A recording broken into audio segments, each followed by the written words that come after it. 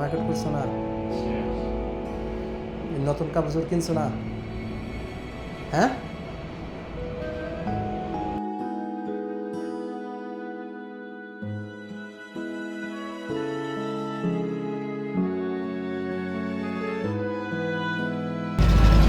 অনেক খুশি। অনেকটি পা নেই, রেলগাড়ি ওর পার উপর দিয়ে যাওয়ার কারণে ওর পাটা কেটে যায়, যে কারণে একটা অ্যাক্সিডেন্টে ওর বাসায় ও ওর মা, ওর বাবা নাই, ওর ইনকামের উপরেই ওর সংসারটা চলে।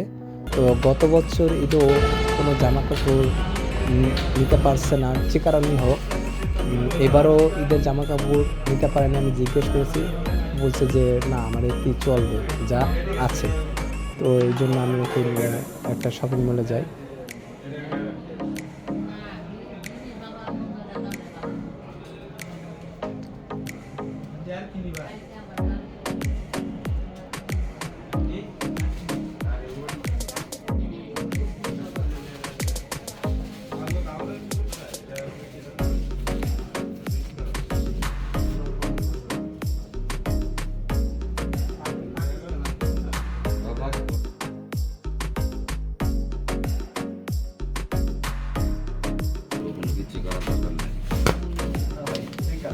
সবাই কিন্তু দাম অনেক কমাই ধরছে, দোকানদার ভাই একবারে লাভ করছে না, চালান ঠিক আছে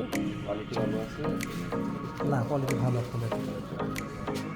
ওর নামে আমি 7টা লটারি পাই, তো আমার কন্ট্যাক্ট নাম্বারটাই দেওয়া হয়। যদি ভাইগুলো মোটরসাইকেলটা পায় তাহলে ওকে মার্কেটে সবাই দিবে।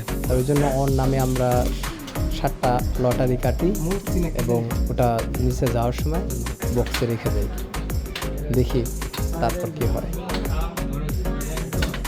সবচেয়ে মজার বিষয় হলো, দোকানদার আমি যে কটা পণ্য কিনেছি তার একটারও লাভ করছে না, বরং উনি প্রাইস কমাই দিয়েছে। তারপর আমরা চলে যাওয়ার সময় ওনারা আমাদেরকে ডাক দিয়ে বাচ্চারা একটা পাঞ্জাবি গিফট করে, তারাও একটা পাঞ্জাবি দিয়েছে। ভাই আমরা একটা পাঞ্জাবি দিব।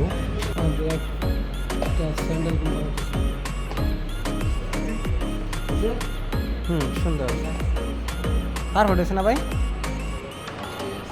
হ্যাঁ, দাঁড়াও একটু, খারাপ চলে এসে লাফা দাও, যাও থাক। হ্যাঁ, যাও বড়া পারাও, নতুন জুতা পাই দিতা না, ঈদের সময় পাই দিবা, খুলে